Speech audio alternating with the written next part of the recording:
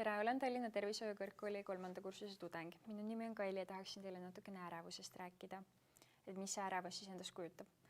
Näiteks on kehalised reaktsioonid, et hakkavad käed higistama, ei suuda magada, ei suuda keskenduda, võib-olla lihased on pinges, võib ka liiga palju magada, liiga palju muretseda. See ei ole üldse ratsionaalne, aga see ei tähenda, et seda hirmu ei ole olemas. Et see on reaktsioon stressile. See on ka keha ja meelte reaktsioon kõrgendatud nõudmistele, et alati on sellised tõusud ja mõõnad ja vahel me lihtsalt tunneme selliseid asju. Et evolutsiooni käigus meil on tegelikult sisse kodeeritud selline võitle või põgene, et kunagi oli, et näiteks mammut seisab suukoppa ees ja siis mõtled, et mis ma nüüd teha võiks? Tegelikult ei käi nii, et pigem on see, et kas sa võitled või sa põgened.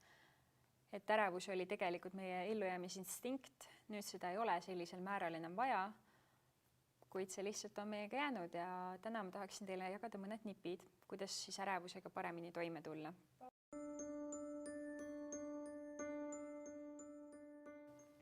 Aksepteeri seda, et sul ei saagi alati hea tuju olla, et võta aega endale rahulikult masetsemiseks. Kui tahad, lihtsalt ole teki all, võta aeg maha, kuid lihtsalt lase selle tundel pärast seda minna. Siis piira kindlasti telefonis ja arvutis veedetud aega.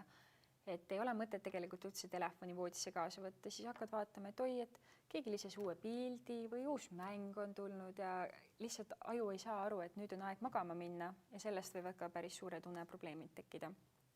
Kindlasti oleks perfektne, kui peaksid unerutiinist kinni, et lähed nüüd, ütleme, iga õhtu kell 11 magama, 11 liiga vara, kell 12.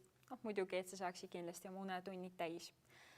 Ära muretse liiga palju, et just nagu ma enne ütlesin, et lase asjadel minna.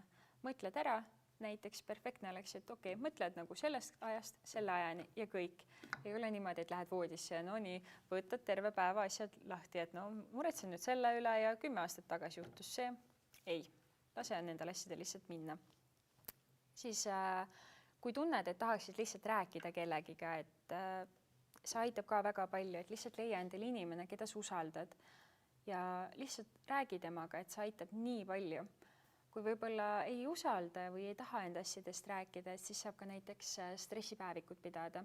Paned sinna kirja näiteks, et mis sul stressi tekitab, kui palju tekitab stressi, miks tekitab stressi võib-olla, et kuidas sa nagu saaksid seda stressi vähendada.